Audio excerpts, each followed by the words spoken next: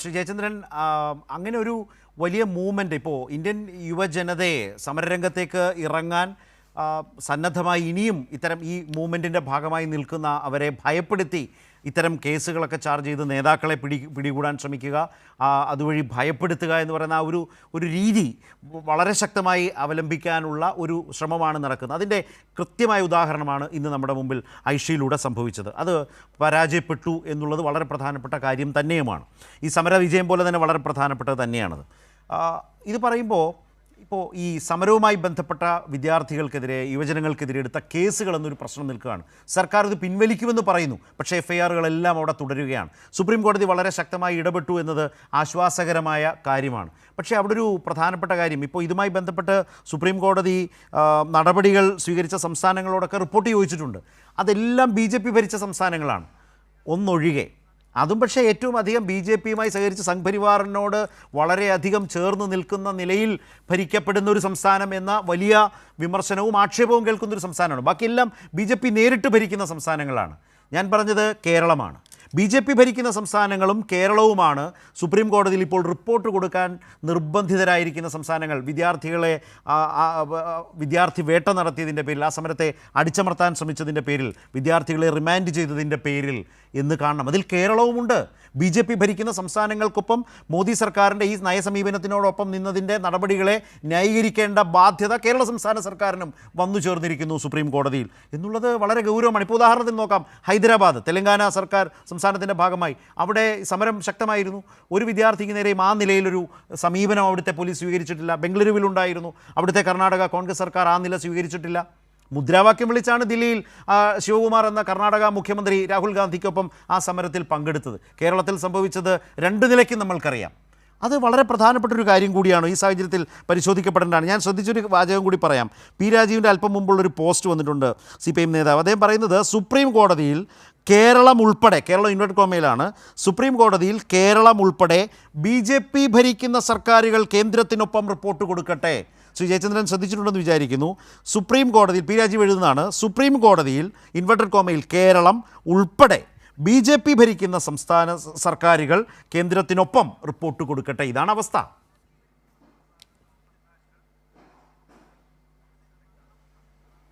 അതെ അതെ ശരത്തെ, അത് പറയുമ്പോൾ മറ്റൊരു കാര്യം കൂടെ ചൂണ്ടിക്കാണിക്കാതിരിക്കാൻ കഴിയില്ല.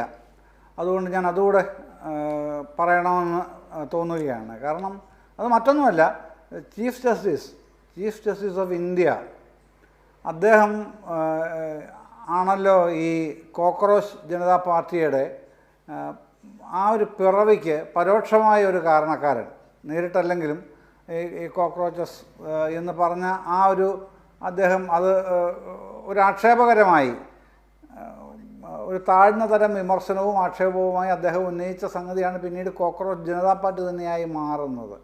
ആ സമരം ഒരു ഘട്ടം കഴിഞ്ഞപ്പോൾ പോലീസ് അതിക്രമങ്ങളുടെ വീഡിയോയുമായി ഇദ്ദേഹം അധ്യക്ഷനായ ബെഞ്ചിനെ സമീപിക്കുന്നുണ്ടല്ലോ സുപ്രീം കോടതിയിൽ. ഇതൊന്നും കണ്ട് സമയം കളയാൻ ഞങ്ങൾക്ക് നേരമില്ല എന്ന് പറയുന്ന ഒരു സുപ്രീം കോടതി ചീഫ് ജസ്റ്റിസിനെയാണ് ആ ദിവസങ്ങളിൽ നമ്മൾ കാണുന്നത്. അത് കഴിഞ്ഞ് ഈ സമരം ശക്തിപ്പെടുന്നു. അവസാനം യൂണിയൻ ഗവൺമെൻറ് ഒന്നാകെ തന്നെ ഈ സമരത്തിന് മുമ്പിൽ മുട്ടുമടക്കേണ്ടി വരുന്നു. അപ്പോൾ കാലത്തിൻ്റെ ചോരെടുത്ത് തിരിച്ചറിയുന്ന ഒരു ചീഫ് ജസ്റ്റിസിനെയാണ്, സുപ്രീം കോടതിയാണ് പിന്നീട് നമ്മൾ കാണുന്നത്.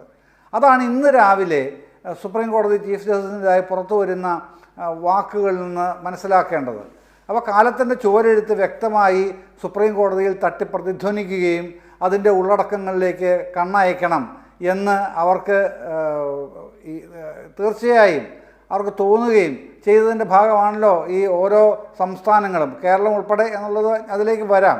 അതിനു മുമ്പ് സുപ്രീം കോടതിയുടെ ആ ഒരു നിലപാട് മാറ്റം എത്രയേറെ കൗതുകകരമാണ് എന്നുള്ളതല്ല, അത് മാറാതെ വഴിയില്ല എന്നുള്ള നിലയിലേക്ക് ആ സമരത്തിൻ്റെ വിജയം വന്നെത്തിയപ്പോഴാണ് സുപ്രീം കോടതിയും ആ തരത്തിലേക്ക് മാറുന്നത് എന്നുള്ളത് വളരെ ശ്രദ്ധേയമായൊരു മാറ്റമായിട്ട് തന്നെ കാണണം. ഏതായാലും ആ മാറ്റം സംഭവിച്ചു സുപ്രീം കോടതിയിൽ തന്നെ. പിന്നെ ആഴ്ചകൾക്കോ ദിവസങ്ങൾക്കോ ഉള്ളിൽ സംഭവിച്ചതാണത്. അതങ്ങനെ വരുന്നുണ്ട്, മാറി. അപ്പോഴാണ് കേരളമടക്കം, കേരളത്തെ പറ്റി താങ്കൾ പറഞ്ഞല്ലോ, ഇന്ന് ഞാൻ ഈ AKG ഭവനിലെ ഐഷി ഘോഷിനെ പിടിച്ചുകൊണ്ടുപോകാൻ നോക്കിയ രംഗം ഞാൻ പെട്ടെന്ന് ഓർത്തത് കഴിഞ്ഞ മാസം ജൂൺ 26-ന് പിണറായി വിജയൻ്റെ സഖാവിൻ്റെ വസതിയിൽ റെയ്ഡ് നടത്തിയല്ലോ ED. അത് കഴിഞ്ഞ് ഇതേ സഖാവ് ജോൺ ബ്രിട്ടാസ് അവിടെ നിന്ന് പോലീസുകാരോട് വഞ്ചൂർ ഏരിയ കമ്മിറ്റിയിൽ കയറും, പ്രതികളെ അറസ്റ്റ് ചെയ്യും എന്ന് ബഹളം വെച്ച് നിന്ന കുറേ പോലീസ് ഉദ്യോഗസ്ഥരെയൊക്കെ നമ്മൾ കാണുകയുണ്ടായി. കയറിൽ ഇത് നന്നായിട്ട് തന്നെ കാണിക്കുകയും ചെയ്തു ജനങ്ങളെ. അപ്പോൾ ഞങ്ങൾ പാർട്ടി ഓഫീസിൽ കയറി, പാർട്ടി ഏരിയ കമ്മിറ്റി ഓഫീസിൽ കയറി പ്രതികളെ പിടിക്കും, പ്രതികളെന്നല്ല, പ്രതികളെന്ന് അവർ കരുതുന്നവരെ പിടിക്കും എന്നുള്ള ശാഠ്യത്തിൽ നിൽക്കുകയും അത് കഴിയില്ല എന്നുള്ള നിലയിൽ കാര്യങ്ങൾ പറഞ്ഞ് ബോധ്യപ്പെടുത്തി ജോൺ ബ്രിട്ടാസിന് അത് സാധിക്കുകയും ചെയ്തു.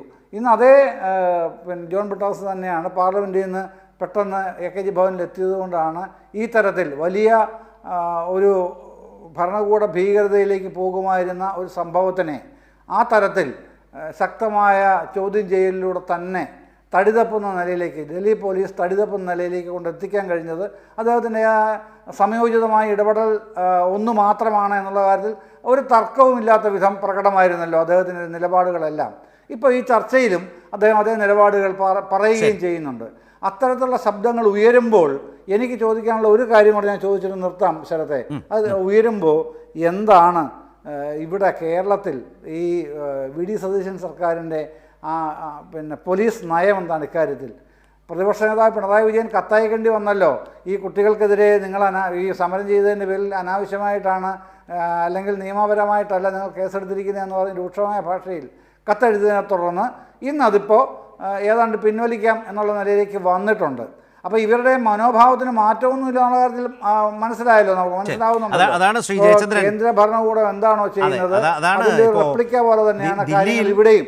മോദി സർക്കാർ ദില്ലി പോലീസിനെ ഉപയോഗിച്ച് ഐഷിയെ പിടികൂടാൻ ശ്രമിച്ചു, പരാജയപ്പെട്ടു. പല കാര്യങ്ങളും വരികയാണ്. അതെ, കേരളത്തിലേക്ക് വന്നാൽ ഇവിടെ വിദ്യാർത്ഥി പ്രവർത്തകർ ഈ സമരത്തിൽ പങ്കെടുത്തതിൻ്റെ പേരിൽ റിമാൻഡിലാണ്, ജയിലിലാണ് എന്നുള്ളതാണ് ഏറ്റവും പ്രധാനപ്പെട്ട കാര്യം. ഇപ്പോൾ ഈ നേരത്തെ സുഭാഷ് ചന്ദ്രനൊക്കെ പറഞ്ഞതുപോലെ സുപ്രീം കോടതിയിലേക്ക് ഈ വിഷയം വന്നപ്പോൾ ജസ്റ്റിസ് ജോയ് മല്യ ബഗ്ചിയും അതുപോലെ V മോഹനയും അവരുടെ ആ ബെഞ്ച് നോട്ടീസ് ഇഷ്യൂ ചെയ്തിരിക്കുകയാണ്. ആർക്കൊക്കെയാണ്? കേന്ദ്ര സർക്കാരിന്. കേന്ദ്ര സർക്കാർ ഭരിക്കുന്നത് BJP നേതൃത്വം കൊടുക്കുന്ന NDA, മറ്റൊരു ഗവൺമെൻറ് സംസ്ഥാന സർക്കാർ എന്ന് പറയുന്നത് ഡൽഹി ഗവൺമെൻറ്, അത് BJP ഭരിക്കുന്നത്.